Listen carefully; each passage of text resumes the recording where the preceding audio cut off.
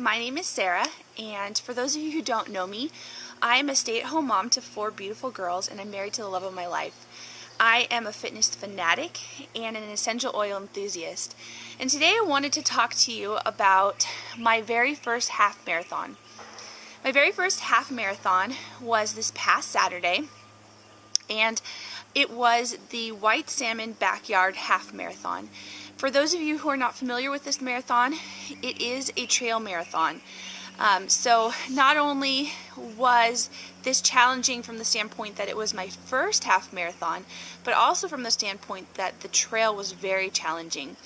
So we started off and we ran on pavement for about 4 blocks, and then immediately we were taken into this backwoods area where I guess they do some sort of mountain bike riding.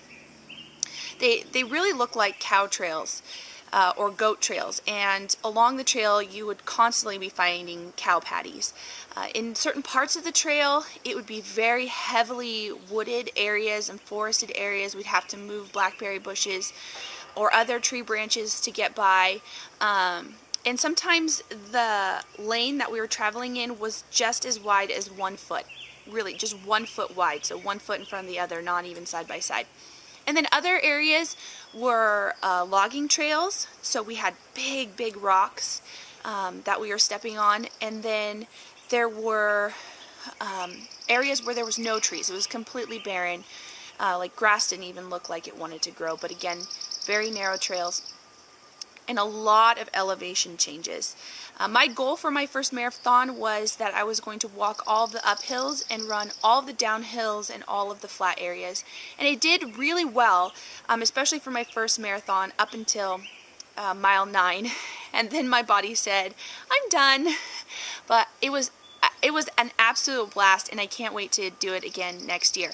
So for today's video, I wanted to share with you some of my tips that I learned that have really helped me not only run my first half marathon, but also recover from my first marathon.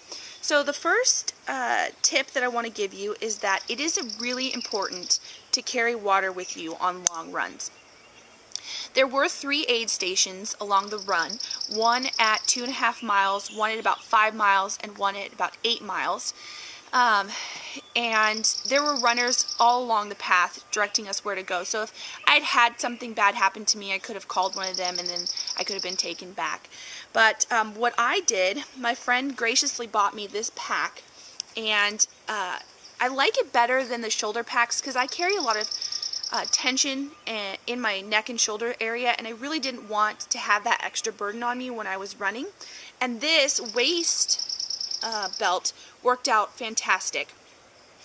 It was really easy for me to reach behind me. I carried it on my back actually, and pull up on these tabs and pull out the water and drink it in between aid stations.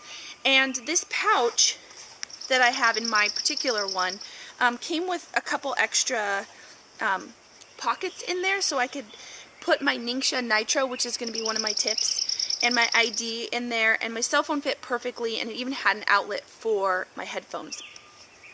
I don't know what I would have done without this. I probably would have DNF'd, and it was fantastic. It was definitely a lifesaver. It was very comfortable. So my next tip is I diffused Young Living's Aroma Ease Essential Oil Blend on the way there. This essential oil blend smells a little bit like mint chocolate, but it's fantastic at easing nervous tension. So I already get a nervous stomach when I go to my races, and I always have to go to the bathroom, and there's no bathroom porta potties on this racetrack. So you got to make sure that you go beforehand, and if you do have to go, you're going to be like bringing toilet paper with you or using a leaf. But with this guy, I didn't have that nervous stomach. I felt really at ease before I started my race, and I was excited and I was ready to run, and for the first time in a long time, I didn't have to go to the bathroom. I don't know if it was because of this essential oil, but I definitely recommend diffusing this in the car or smelling it before your race. It will do wonders for your nervous system. After the race, my friend and I, who ran it with me, we sat on ice. That is really important. You know, your muscles have been working really hard, you've really stressed them out, and it's time to give them a break and reduce swelling. So the first thing that we did is we sat on ice. Later, when I got home, I applied a muscle rub that I make, and one of the ingredients, or two of the ingredients in that muscle rub, are Panaway and peppermint essential oil. And these are really fantastic. Peppermint alone is what I use every single day for so many different things, but this is a really good essential oil to use to soothe minor aches and pains, sore muscles. It's great after a regular workout. And then when you add Panaway to it, it just becomes a balm of amazing muscle soreness repair. Panaway is a blend, and it contains wintergreen, helichrysum, clove, and peppermint oil. So these are both really spicy or hot oils, so if you have sensitive skin, you want to make sure that you're diluting them. Like I said, I make my own muscle rub blend with coconut oil and some beeswax, and I love it. It's fantastic. And if you'd like the recipe, just send me a private message. The last thing I tried, and this is kind of new for me, I hadn't done this before, but I think that this really aided in my recovery. So right after the run that night, I took ibuprofen. And my friend who has run marathons before, she said that it was really important to continue to take ibuprofen every 6 hours. But for some reason, I was just opposed to that. I said, I'm tougher than that. I don't know what my mentality was, but I didn't want to do that. So I had read that calcium and magnesium are really great for alleviating sore muscles. So I got my magnesium the first time by taking an Epsom salt bath. And then I added these two supplements to my daily vitamin regimen. I added magnesium and calcium. And it's really important to take these two together. If you take one without the other, it's not going to be effective and actually might make your pain worse. And I'll do a video on these two and why they're important later. You can check that out. But I think that these were also my saving grace when it comes to recovery. I only had to take ibuprofen twice, and today's Wednesday, so this would be the 4th day after the race, and I feel amazing. I feel like I didn't even run a marathon.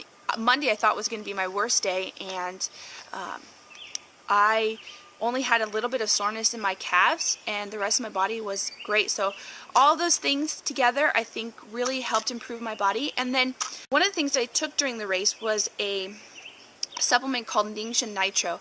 And Ningxia Nitro is made by Young Living as well, and it's kind of like a shot or a drink that you take, and it supports cognitive fitness, and it's a energy boost without giving you the highs and lows that caffeine can or energy drinks can, and it's all natural. I took 2 of those, once before the race and once after the race, and I really felt like that helped me perform better than I would have performed had I not taken it. And I also, every day, have been taking my Ningxia Red drink, which is a whole body wellness support drink that I think is fantastic.